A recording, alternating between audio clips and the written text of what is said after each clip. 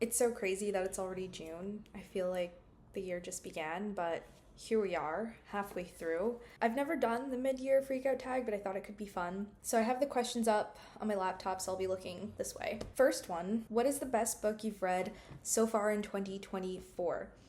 This is kind of hard. I feel like last year, when I thought about my favorite book of the year, it was really easy to pick between like two main standouts that I had. Nothing really stands out. I dedicated a lot of time towards finishing the Red Rising series, well, what is out. So just catching up on books 4, 5, and 6, because I read the first 3 in 2024. And each one of those books is like 22 to 30 hours long. So I've spent a lot of time on those. So I kind of feel like putting that, like just my Red Rising experience, because it's hard for me to even rank the books against each other because it's just one big story in my mind. It's sort of like if you read Harry Potter and you try to pick a favorite book. I guess some people probably could do that, but for me, it's just one collective, so it's hard to pick between them. I think I had the most fun reading Iron Gold, which is book 4, because I had taken pretty significant break between book 3 and 4. I took 3 months off of reading the series between finishing the original trilogy, which ends with Morning Star. I finished that in November, and then I read Iron Gold in March. So I think having that really big break did wonders for me because I came back to the series feeling like so refreshed and happy to be back with these characters, and very surprised by the new people who were introduced, because the original trilogy only follows Darrow, and then I don't know what to call it, the expansion of the rest of the series, books 4 through 6 and soon book 7, they follow like multiple POVs. So getting to meet all of those characters in book 4 was so exciting. I flew through it. I think I read that book in like a week, and then the other two, books 5 and 6, I read those over like a month or 2 months. So in conclusion, favorite book, we're gonna cheat and just say the remainder of the Red Rising series as a favorite. Question 2: what has been your favorite sequel of the first half of the year? Could also use the Red Rising series as this answer, but I'm not gonna do that. I'm picking Sunrise on the Reaping by Suzanne Collins. So good. Suzanne Collins is the only author that I have read every novel by. She has 5 middle grade books in the series called Gregor the Overlander that I love. And then I've read all of the Hunger Games books, which are like the original trilogy that follows Katniss, and then President Snow's book and Haymitch's book just came out this year, which is Sunrise on the Reaping. So I read that maybe like 2 weeks ago now. I read it pretty recently, and it was really good. It did take me a little while to get into it because it kind of felt like the beginning section of that book was repeating a lot of information that if you've read all of the previous Hunger Games books, you already know. And I think she maybe was like trying to give like a recap of what Panem looks like, or introducing you to the world if you're like a brand new reader or a younger reader who has never read any of those books before. So I understand why it didn't feel like anything super new in the beginning. Not really a criticism of the book, it's just it took me a little while to feel like I was really enjoying it because of that slower start. But then after maybe like a third or half of the way through it, I started getting very attached to the characters, and then of course that's when everybody starts dying. So, which isn't a spoiler because the whole premise of the Hunger Games is that we're killing everybody. It was very emotional. I think it was a great continuation to the series. I hope she writes more. I don't know if I need more Hunger Games books, but I do just want her to write more books in general. So if she starts a new series or she just continues with this one, I think whatever she does will be a fun time because she's just such a great writer. So I really loved Sunrise on the Reaping. Okay, question 3. Is there a new release that you haven't read yet but you're really excited to? I've got 2 actually for this. Firstly, Everything is Tuberculosis by John Green. That came out on the same day actually as Sunrise on the Reaping, and I haven't gotten to that one yet, but I do really want to read it. That's John Green's latest release. It's a history of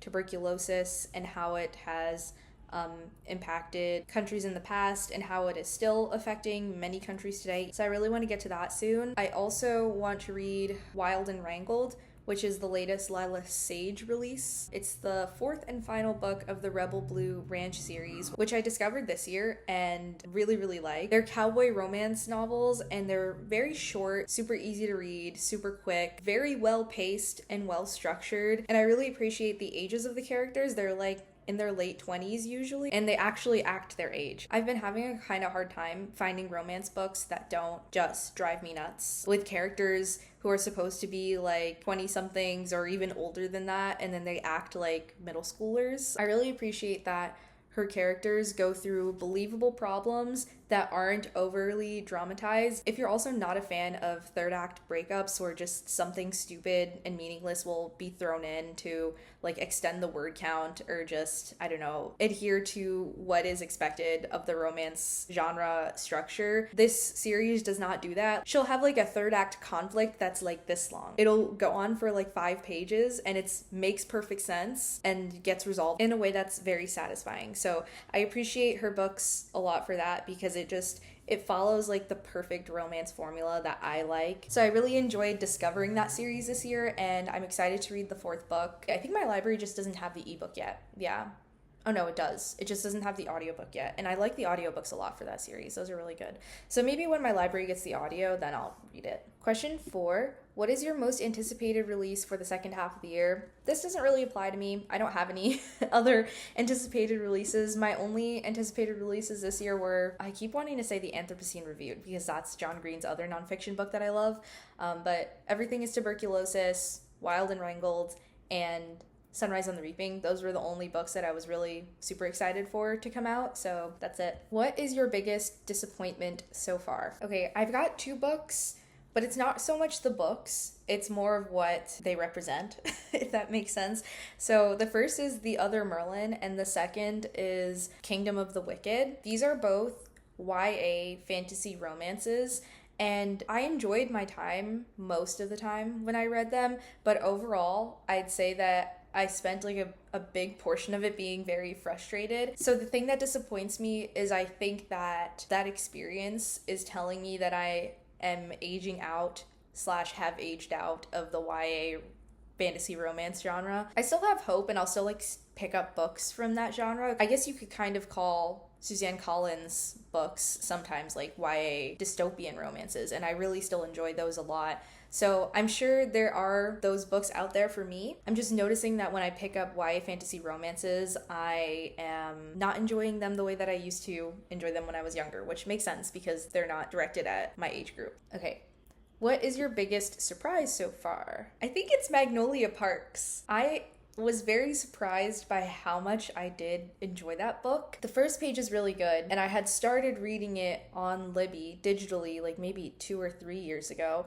And in the first chapter or 2, I really hated the dialogue because Jessa Hastings does this thing where her characters speak very similarly to how like you and I would speak, and not like characters in a book. So sometimes the sentences are like truncated and don't use like proper grammar, and that was really bothering me the first time around that I tried to read it. So I put it down and expected to never return to it, but somehow ended up returning to it and was able to push myself to get used to that dialogue style, which honestly still isn't my favorite. I'm not super into that, but I loved the story so much, and I really enjoyed like the drama and the characters. Magnolia Parks is an extremely toxic romance. People pitch it as like Gossip Girl in London. Super rich, high society, young people that all have really messy relationship drama and like interconnected toxic habits. So it was just super entertaining, really fast paced. The yearning is so good.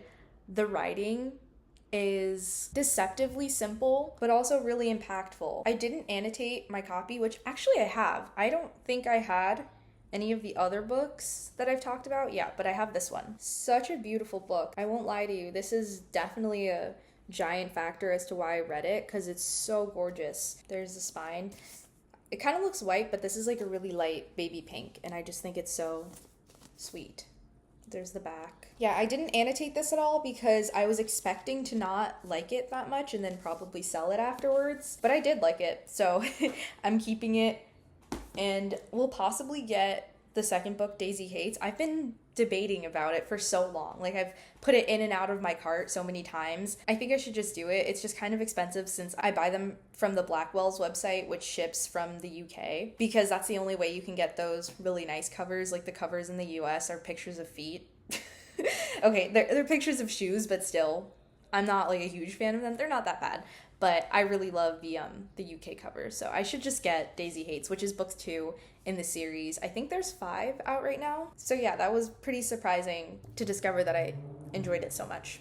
Okay, question 1, 2, 3, 4, 5, 6, 7. A book that made you cry. I think the only thing that made me cry this year was Sunrise on the Reaping. Actually, I might have cried during Dark Age, which is book 5 of Red Rising, but I can't remember. I totally cried during Sunrise on the Reaping though, but I'm not totally sure about anything else. Question 8 is a book that made you happy. This is Goblin Market and Other Poems by Christina Rossetti. It's a really slim volume. This made me happy because I am not like a huge poetry reader, and I really loved this collection. So I was just super happy to find poetry that actually like resonated with me, because it's hard for me to find that. Like I even annotated some things in here. And I read the titular poem Goblin Market when I was in high school. Didn't really have any opinions on it and enjoyed it a lot more reading it now, although that's definitely not my favorite poem from this collection.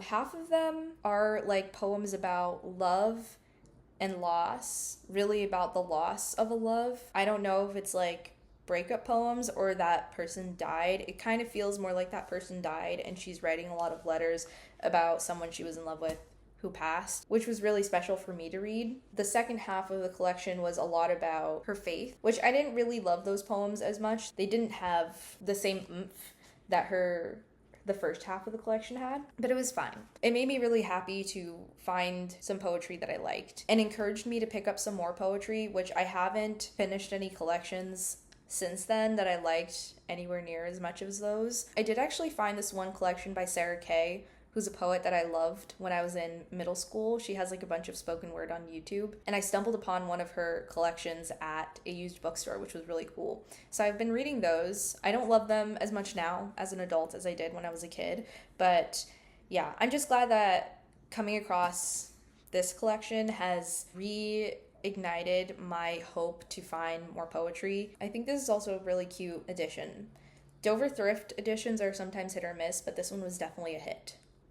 Okay, last question is, what books do you want to read by the end of the year? I was going to show you the pile of books that I'm currently reading and say I'd like to finish those, but I think I'll totally finish them because I'm in the middle of them. So let's think. Something hopeful. Let me go get them. Okay, I had a lot of things that I initially picked up, but I didn't want this section to be super long, so I'm just going to show you 2. The first thing I really hope to read before the end of the year is Walden and Civil Disobedience by Henry David Thoreau. I have actually started this book, but it's been a while since I put it down, probably like a year. I think I read like 70 pages of this. Yeah, I finished the section Economy and Where I Lived and What I Lived For. I think I'm like halfway through that one. But honestly, I'll probably just start it from the beginning because I don't remember a lot of it and I'd like to annotate it. I've recently been learning about American transcendentalist writers, which is so random. I started this like online free Dartmouth course that anybody can access called the American Renaissance, and it's about like transcendentalist writers, which I didn't know anything about when I started it. I'm really interested in that school of thought right now, so I want to read a lot of like Ralph Waldo Emerson and Thoreau specifically. Like those are the 2 authors that interest me the most, so I really want to get to that. And then also East of Eden. I actually have 2 of them. This one's from my friend Angelica that she has annotated and read when she was in school, so I have her copy that I'm borrowing. But then I found this copy in like the Penguin Modern edition at a used bookstore for super cheap, and these are like really well made books. Like look how floppy that is. And I thought I could have one for myself to annotate as well, because I don't want to write in her copy, of course. So I'll probably read and write in this one, and then maybe like every chapter or something I'll go and check what she annotated and like what her thoughts were. I thought that could be really fun to do. I read a little bit of Steinbeck this year from his book Travels with Charlie. Was feeling kind of in the middle about it. I really liked some parts of it and I didn't like other things, but this is like his magnum opus. I believe this is the book that won him the Nobel Prize, and I'm just very interested to see what I would think of his fiction, because Travels with Charlie was nonfiction. That's all of the questions. This is fun. I had a good time filming this. I think my sparkling water is probably flat by now. Still a little sparkling. I would love if you answered any of the questions that interest you in the comments. I'm always interested to know what other people are reading. Thanks for watching the video this long. If you liked it, make sure to like and subscribe, leave a comment, and I'll see you guys in the next one.